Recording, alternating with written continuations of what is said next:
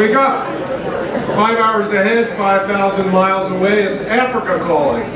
Yusu Ndour's Wake Up inspires me a lot, but I have to say my Wolof sucks and my French is rusty. So you're going to get a little bit more papa from Ghana, where I was this summer. I've only been in Dakar for an hour for refueling, so we're going to spend a little bit more time in Dakar. You won't get Lindsay Sterling. Her video calls Kenya a hopeless place. It's classic poverty porn. Smiling shoeless youth and elephants, zebras, and tigers. Sadly, 9 million views. You won't get shirtless warriors or dangerous rebels either. They get plenty of play in our media. Sarah Palin and Rick Santorum both said Africa is a country. Lest we laugh, all African students I know say they get that often from their peers here. I got a letter myself this summer before setting off to Ghana that described Africa as, quote, exotic and fascinating. Ah, yes, exotic and fascinating. Shirtless, shoeless, dangerous, endless savannas.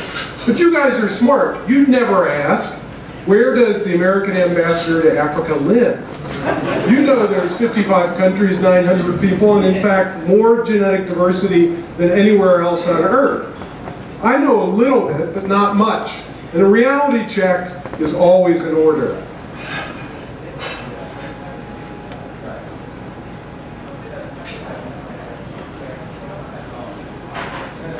So as you think about Mali or anything else, remember, when it comes to bloodiness and backwardness, we got Africa beat. Back to the present. Here's Nairobi. No animals. Yes, shoes. These are Matua Matheki's Instagram. If you look closely, you might see the site of IBM's latest innovation center. IBM knows that Nairobi is, quote, poised to become a leading source of innovation. Cool kids are rocking down in South Africa, like Spook Matambo, who I've seen and gotten to know, the post-apartheid, post-hip-hop poster boy from Johannesburg. He remixed Joy Division's Control. The video is, trust me, unlike anything you've ever seen. He's all about mix up like his name, which mixes and mashes Afrikaans and Zulu, means ghost of bones. Here's some ghosts from the machine back up in Nairobi, Camp Mola with their 2.5 flow. They show in our flat world what can happen with some great high quality tech at low cost. Take some catchy beats, film a video in a garage, and boom, some dude in Connecticut knows you. Nobody tops my friend Just a Band. I was taken by them 3 years ago. They called themselves Kenya's first somewhat experimental DIY geeky boy band. We've become friends on Twitter and Facebook, and we've met up in real time. Check them out. Life truly is better with Mbithi, Dan, Jim, and Just a Band. And life is always better when you're learning. When I was in Ghana this summer, I learned a lot. I went there ostensibly as a trainee, the fancy word for teacher. That's a word I learned while I was there, and I learned a lot more. I learned, for example, that Ghana is bustling and booming. Do you know what country had the highest GDP growth on the planet in 2011? Ghana. Ghana's life expectancy since 1980 has increased by 11 years, about the highest anywhere on the planet. Poverty has been cut from 52% to 29%. They're on track to meet the UN Development Goals. Some of you know I love politics and media. So it was an exciting morning this summer when I woke up and found that the president of Ghana was following me on Twitter. Ghana, as I'm sure you all know, has many decades now of peaceful democratic multi-party elections. They also have countrywide biometric electronic voter registration. A country, say, with hanging chads might learn something. Much of my time was in Yamoranza, a village of about 7,000. What struck me was almost every kid I met had a thumb drive or a SIM card in his pocket or her pocket. They say if you travel to places like this, take a lot of tablets, anti-malarial. I say take a lot of tablets, iPads. Our classrooms were fairly basic, as you can see, open air and tin roofs.